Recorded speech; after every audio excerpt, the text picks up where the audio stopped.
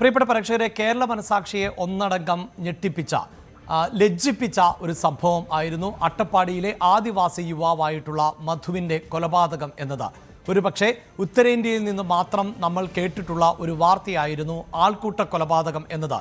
അത്തരം വാർത്തകളൊക്കെ കേൾക്കുമ്പോഴും കേരളത്തിൽ ഇങ്ങനെയൊന്ന് സംഭവിക്കില്ല എന്നും നമ്മൾ വിദ്യാഭ്യാസപരമായും സാമൂഹികപരമായും ബൗദ്ധികമായും ഏറെ ഉയർന്നു നിൽക്കുന്നവർ ആണ് എന്നുമൊക്കെ സ്വയം അഹങ്കരിച്ചിരുന്ന ഒരു സമയത്താണ് അട്ടപ്പാടിയിലെ മധു എന്ന ആദിവാസി യുവാവ്, അതും അദ്ദേഹത്തിന് ചില മാനസികമായ വെല്ലുവിളികൾ കൂടി നേരിടുന്ന ഒരാളായിരുന്നു എന്നതാണ് എടുത്തു പറയേണ്ടത്. അങ്ങനെയുള്ള ഒരു യുവാവിനെ ആൾക്കൂട്ട വിചാരണ നടത്തി മർദ്ദിച്ച് കൊലപ്പെടുത്തി എന്നുള്ളത്. എന്തായിരുന്നു അതിൻ്റെ പശ്ചാത്തലം, ഇതുവരെയുള്ള നടപടിക്രമങ്ങൾ എങ്ങനെയൊക്കെയാണ് എന്നതുകൂടി നമുക്കൊന്ന് വിശദമായി പരിശോധിക്കാം. 2018 ഫെബ്രുവരി 22 കേരളത്തെ നടുക്കിയ ആ സംഭവം ഉണ്ടാകുന്നത്. അട്ടപ്പാടിയിലെ ആദിവാസി യുവാവായിട്ടുള്ള 30 വയസ്സ് മാത്രം പ്രായം വരുന്ന മധു എന്ന ആദിവാസി യുവാവ് കൊല്ലപ്പെട്ടത് 2018 ഫെബ്രുവരി 22 അട്ടപ്പാടി ചിണ്ടേക്കി ഊരിലെ മധു എന്ന ആദിവാസി യുവാവിനാണ് ഇത്തരത്തിൽ ഒരു ദാരുണമായ അന്ത്യം ഉണ്ടായത്. ഈ കേരളത്തെ ഒന്നാകെ ഞെട്ടിച്ച ആ ആൾക്കൂട്ടക്കൊലയിലേക്ക് നയിച്ച പശ്ചാത്തലം എന്തായിരുന്നു? നേരത്തെ സൂചിപ്പിച്ചു, മധുവിന് ചില മാനസികമായ വെല്ലുവിളികളുണ്ട്. അതുകൊണ്ട് തന്നെ ഒരു ജോലിക്ക് പോവുകയോ അങ്ങനെ ജോലിയെടുത്ത് ജീവിക്കുകയോ സാധ്യമാകുന്ന ഒന്നായിരുന്നില്ല. മധുവിൻ്റെ കുടുംബവും സാമ്പത്തികമായി ഏറെ പിന്നിൽ നിൽക്കുന്ന, യഥാർത്ഥത്തിൽ ആരും പരിഗണിക്കാനോ നോക്കാനോ വേണ്ടത്ര ചികിത്സ നൽകാനോ ഒന്നും പറ്റാത്ത ഒരു സാഹചര്യത്തിലുള്ള കുടുംബമാണ്. അതുകൊണ്ട് തന്നെ മധു പലപ്പോഴും അലഞ്ഞു തിരിഞ്ഞ് നടക്കാറുണ്ട്. ചിലയിടങ്ങളിൽ നിന്നൊക്കെ ഭക്ഷണ സാധനങ്ങൾ എടുക്കാറുണ്ട്.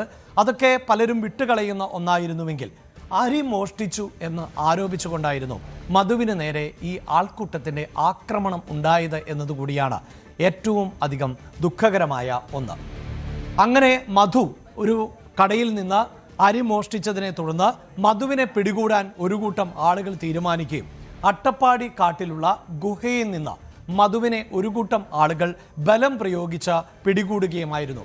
നമ്മൾ ഈ ദൃശ്യങ്ങളിൽ കാണുന്നത് അന്ന് ആൾക്കൂട്ട വിചാരണയ്ക്ക് ഇടയായപ്പോഴുണ്ടായ മധുവിൻ്റെ ദൃശ്യങ്ങൾ, ചിത്രമാണ്. ആ ചിത്രത്തിൽ നിന്ന് തന്നെ ആ യുവാവിൻ്റെ, ഓർക്കുക 30 വയസ്സ് മാത്രം പ്രായമുള്ള ഒരു യുവാവിൻ്റെ രൂപമാണിത് എന്നത്. അദ്ദേഹത്തിൻ്റെ ശരീരഭാഷയിൽ തന്നെ എല്ലാം വ്യക്തമാണ്. ഞാനതുകൊണ്ട് വിശദീകരിക്കുന്നില്ല. ഇങ്ങനെയുള്ള 30 വയസ്സുകാരൻ ആണ് അന്ന് ആൾക്കൂട്ട വിചാരണയ്ക്ക് ഒടുവിൽ കൊല്ലപ്പെട്ടത് എന്നതാണ്. അട്ടപ്പാടിയിലെ ഗുഹയിൽ നിന്നാണ് പിടിച്ചുകൊണ്ടുവന്നത് എന്ന് പറയുമ്പോൾ തന്നെ ആ വ്യക്തിയുടെ ജീവിത രീതി എങ്ങനെ എന്ന് ഊഹിക്കാവുന്നതേ ഉള്ളൂ. അദ്ദേഹത്തെ പിന്നീട് മുക്കാലി എന്ന് പറയുന്ന ആ ഇടത്തേക്ക് കൊണ്ടുവരികയും അവിടെ ആൾക്കൂട്ടം അദ്ദേഹത്തെ വിചാരണ ചെയ്യുകയും ആയിരുന്നു എന്നതാണ്. ആ ആൾക്കൂട്ട വിചാരണയിൽ അതിക്രൂരമായ മർദ്ദനം ആണ് മധുവിന് ഏൽക്കേണ്ടതായി വന്നത്. അത് കേവലമായ മർദ്ദനമായിരുന്നില്ല. ആ മധുവിൻ്റെ നെഞ്ചിൽ ചവിട്ടുകയും തലയിൽ അടിക്കുകയും മറ്റ് പട്ടിക പോലെയുള്ള സാധനങ്ങൾ ഉപയോഗിച്ച്, വടി പോലെയുള്ള സാധനങ്ങൾ ഉപയോഗിച്ച് മർദ്ദിക്കുകയും കൈകാലുകൾ ബന്ധിക്കുകയും ചെയ്തിരുന്നു എന്നതാണ് എടുത്തു പറയേണ്ടത്. അങ്ങനെ ഏറെ നാണം കെടുത്തുന്ന തരത്തിലുള്ള ഒരു മർദ്ദന രീതിയായിരുന്നു ആ ആൾക്കൂട്ടം നടത്തിയത്. ഈ മരണത്തിന് ശേഷം അന്വേഷണം വേഗത്തിലാക്കി. തീർച്ചയായും കേരളത്തിൻ്റെ മനസാക്ഷിയെ ഞെട്ടിച്ച ഒരു സംഭവമായതുകൊണ്ട് തന്നെ അന്വേഷണവും വിചാരണയുമെല്ലാം വളരെ വേഗത്തിൽ ആണ് മുന്നോട്ട് പോയത്. അങ്ങനെ 2018 സംഭവത്തിൽ 2023 ഏപ്രിൽ 5 മണ്ണാർക്കാട് SC/ST പ്രത്യേക കോടതി ഈ പ്രതികൾ ആയിട്ടുള്ള 16 പ്രതികളിൽ 14 പേരും കുറ്റക്കാരാണ് എന്ന് കണ്ടെത്തുകയുണ്ടായി. അതിനുശേഷം ഈ 14 പ്രതികൾക്കുള്ള ശിക്ഷാവിധിയിലേക്ക് കടക്കുകയും ചെയ്തു. കുറ്റക്കാർ എന്നു കണ്ടെത്തിയ 14 പ്രതികളിൽ 13 പേർക്കും 7 വർഷത്തെ കഠിന തടവും 1 ലക്ഷം രൂപ പിഴയും ആണ് ഈ വിചാരണ കോടതി നിലവിൽ വിധിച്ചത് എന്നതാണ്. അതിൽ ഒരാൾക്ക് മാത്രം വളരെ ചെറിയ ഒരു ശിക്ഷയാണ് നൽകിയത്. അത് 16ാം പ്രതിയായിട്ടുള്ള മുനീറിനാണ്. മുനീറിന് 3 മാസത്തെ തടവോ 500 രൂപ പിഴയോ എന്നതായിരുന്നു അന്നത്തെ ശിക്ഷാവിധിയുടെ പൂർണ്ണമായ രൂപം. ഇനി നമ്മൾ ഈ പ്രതികളിലേക്ക് വരുമ്പോൾ ഈ ലിസ്റ്റ് കൂടി ഒന്ന് പരിഗണിക്കുക. അതായത് 7 വർഷം ശിക്ഷ ലഭിച്ചവരുടെ പട്ടികയാണിത്.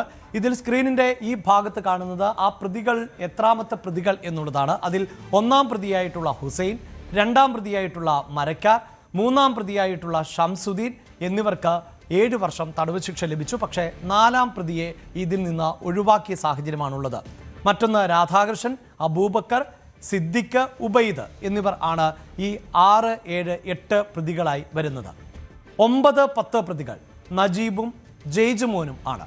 എന്നാൽ 11ാമത്തെ പ്രതി, ആ 11ാമത്തെ പ്രതിയെയും കോടതി കുറ്റക്കാരനല്ല എന്ന് കണ്ട് വിട്ടയക്കുകയാണ് ചെയ്തത്. ഒപ്പം 12ാം പ്രതി സജീവ്, 13ാം പ്രതി സതീഷ്, 14ാം പ്രതി ഹരീഷ്, 15ാം പ്രതി ബിജു എന്നിങ്ങനെയുള്ള പ്രതികൾക്ക് ആണ് 7 വർഷം ശിക്ഷ ലഭിച്ചിട്ടുള്ളത്. ഇപ്പോൾ ഹൈക്കോടതിയെ സമീപിച്ചിട്ടുള്ളത് ഈ പ്രതികൾ ആണ്. ഇവരുടെ 7 വർഷത്തെ കഠിന തടവ് എന്ന ശിക്ഷ റദ്ദാക്കണം എന്നതാണ് ഹർജിയിലെ ഒരാവശ്യം.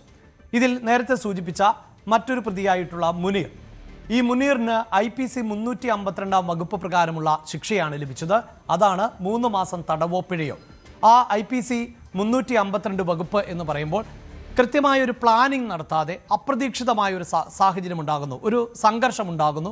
ആ സംഘർഷ സമയത്തുണ്ടാകുന്ന ഒരു മർദ്ദനം, അങ്ങനെയുള്ള മർദ്ദനത്തിൻ്റെ ഭാഗമായി മുനീർ എന്നതാണ് കോടതിയുടെ നിരീക്ഷണം. എന്നാൽ നേരത്തെ നമ്മൾ സൂചിപ്പിച്ച മറ്റു പ്രതികൾ, ഈ പ്രതികൾ എല്ലാവരും തന്നെ വെൽ പ്ലാൻഡായി നടത്തിയ ഒരു കുറ്റകൃത്യം എന്നാണ് കോടതി നിരീക്ഷിച്ചത്. അതായത് മധു എന്ന ആദിവാസി യുവാവ് അരി മോഷ്ടിച്ചു, ആ മോഷണത്തെ ചോദ്യം ചെയ്യുക, പിടികൂടുക, അങ്ങനെ പിടികൂടി അയാളെ കൃത്യമായി മർദ്ദിക്കുക, ശാസിക്കുക, ഇതെല്ലാം അവർ പ്ലാൻ ചെയ്യുകയും അങ്ങനെ ആ പ്ലാനിങ്ങിൻ്റെ ഭാഗമായി തന്നെ ആസൂത്രിതമായി നടന്ന ഒന്ന് എന്ന രീതിയിൽ ഉള്ള കുറ്റം ആണ് ഇവർക്ക് നേരെ കണ്ടെത്തിയത് എന്നതാണ്. അതേസമയം നമ്മൾ സൂചിപ്പിച്ചു, ഇതിൽ 2 പ്രതികളെ കോടതി വിട്ടയച്ച സാഹചര്യം ഉണ്ടാകുന്നു. അതിലൊരു പ്രതിയുടെ പേര് അനീഷ് എന്നതാണ്.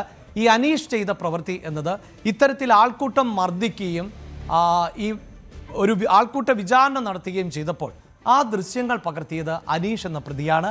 ആ ദൃശ്യങ്ങൾ പകർത്തുകയും പ്രചരിപ്പിക്കുകയും ചെയ്തത് അനീഷാണ്.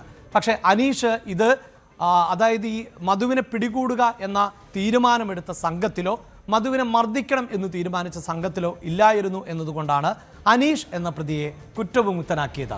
മറ്റൊരു പ്രതി അബ്ദുൾ കരീം ആയിരുന്നു.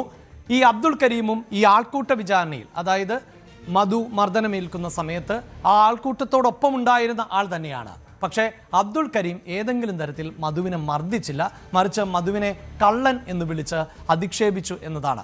അതുകൊണ്ട് തന്നെ അബ്ദുൾ കരീമിനും ശിക്ഷയിൽ നിന്ന് പുറത്തു പോകാൻ സാധിച്ചു, കുറ്റക്കാരുടെ പട്ടികയിൽ നിന്ന് പുറത്തു പോകാൻ സാധിച്ചിട്ടുണ്ട്. പ്രിയ പ്രേക്ഷകരെ ഓർമ്മിപ്പിക്കേണ്ടത്, പക്ഷേ ഈ മുഴുവൻ കുറ്റക്കാരും, അതായത് ഈ മുഴുവൻ പ്രതികളും അനീഷും അബ്ദുൾ കരീമും ഉൾപ്പെടെയുള്ളവർ ഹാജരാകണം എന്നാണ് ഇപ്പോൾ കോടതി ആവശ്യപ്പെട്ടിട്ടുള്ളത് എന്നതാണ്.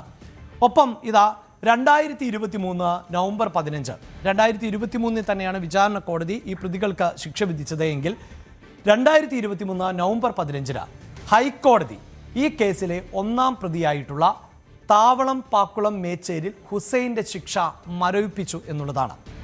അപ്പം മറ്റ് 12 പ്രതികൾ നൽകിയ അപേക്ഷ കോടതി തള്ളുകയും ചെയ്തു. എന്തായിരുന്നു ഈ ഹൈക്കോടതിയിൽ ഹുസൈൻ നൽകിയ ഹർജി, എന്തായിരുന്നു മറ്റുള്ളവർ നൽകിയ ഹർജി? നമുക്ക് ഹുസൈൻ്റെ വിശദാംശങ്ങളിലേക്ക് വരാം. കേസിലെ 1ാം പ്രതിയായിട്ടുള്ള ഹുസൈൻ മധുവിൻ്റെ നെഞ്ചിൽ ചവിട്ടി എന്നുള്ളതാണ് കുറ്റപത്രത്തിൽ പറയുന്നത്.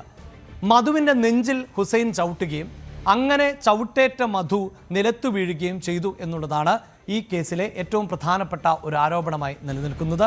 എന്നാൽ ഈ ഹുസൈൻ്റെ വാദം എന്നത് താൻ അങ്ങനെ മർദ്ദിച്ചിട്ടില്ല എന്നുള്ളതാണ്. ആ വാദം ആണ് കോടതി പരിഗണിക്കുകയും അതുപ്രകാരം ഹുസൈനെ ഈ ശിക്ഷയിൽ നിന്ന് ഒഴിവാക്കുകയും ചെയ്തിട്ടുണ്ട്. സ്വാഭാവികമായും പ്രേക്ഷകർക്ക് തോന്നാം, അപ്പോൾ മർദ്ദനമുണ്ടായി, ഹുസൈനെ മാത്രം എന്തുകൊണ്ട് മാറ്റി നിർത്തി എന്നുള്ളത്. പ്രിയ പ്രേക്ഷകരെ, മറ്റു പ്രതികൾ, ഈ 12 പ്രതികളും ഈ മധുവിനെ ഗുഹയിൽ പോയി പിടിച്ചു കൊണ്ടുവന്ന് ആൾക്കൂട്ട വിചാരണ നടത്തുകയായിരുന്നു. അങ്ങനെ പിടിക്കാൻ പോയ സംഘത്തിലോ പിടിച്ച് ഈ കൊണ്ടുവന്ന സംഘത്തിലോ ഹുസൈൻ ഉണ്ടായിരുന്നില്ല. അതുകൊണ്ടാണ് ഹുസൈൻ്റെ ഹർജി കോടതി പരിഗണിക്കുകയും ഇപ്പോൾ, അതായത് ഇന്ന് വിധി വരുന്നതുവരെ ഹുസൈനുള്ള ശിക്ഷ മരവിപ്പിച്ച് നിർത്തുകയും ചെയ്തിട്ടുള്ളത്. ഈ വിചാരണ നടപടികളിൽ ഹുസൈൻ കുറ്റക്കാരനെന്ന് കണ്ടെത്തുകയാണ് എങ്കിൽ ഒരുപക്ഷെ ഹുസൈന് വീണ്ടും ശിക്ഷ ലഭിച്ചേക്കാം. അത് ഒരു 1ാം പ്രതി എന്ന നിലയിലുള്ള ഉയർന്ന ശിക്ഷയോ കുറഞ്ഞ ശിക്ഷയോ അതൊക്കെ നമുക്ക് വിധി പ്രസ്താവം വരുമ്പോൾ അറിയാം. മറ്റു 12 പ്രതികളും ഈ ഹുസൈന് ശിക്ഷ മരവിപ്പിച്ച സാഹചര്യത്തിലാണ് കോടതിയെ സമീപിച്ചത്. അവർക്കും ശിക്ഷ ഇളവ് നൽകണം എന്നതായിരുന്നു ഈ 12 പ്രതികൾ നൽകിയ അപേക്ഷയിലെയും ആവശ്യം. എന്നാൽ ആ അപേക്ഷ ഹൈക്കോടതി തള്ളിക്കളഞ്ഞു. നിലവിൽ ഈ ശിക്ഷ റദ്ദാക്കണം എന്ന ഹർജി പ്രതികളുടെ ഭാഗത്ത് നിന്ന്, അതേസമയം 7 വർഷത്തെ കഠിന തടവ് പോരാ, സമൂഹത്തിന് ഒന്നാകെ തെറ്റായ സന്ദേശം നൽകിയ ഒരു കേസാണ്. അതുകൊണ്ട് തന്നെ ഈ പ്രതികൾക്ക് പരമാവധി ശിക്ഷ, ജീവപര്യന്തം പോലെയുള്ള പരമാവധി ശിക്ഷ നൽകണം എന്നതാണ് സർക്കാരിൻ്റെ ആവശ്യം. ഈ ആവശ്യങ്ങൾ ആണ് കോടതിക്ക് മുന്നിലുള്ളത്. ആ ആവശ്യത്തിന്മേൽ ആണ് കോടതി എന്ത് തീരുമാനം കൈക്കൊള്ളും എന്ന് കേരളം ഉറ്റുനോക്കുന്നത്. കൂടുതൽ വാർത്തകൾക്ക് news 18 Keralam YouTube channel subscribe ചെയ്യുക.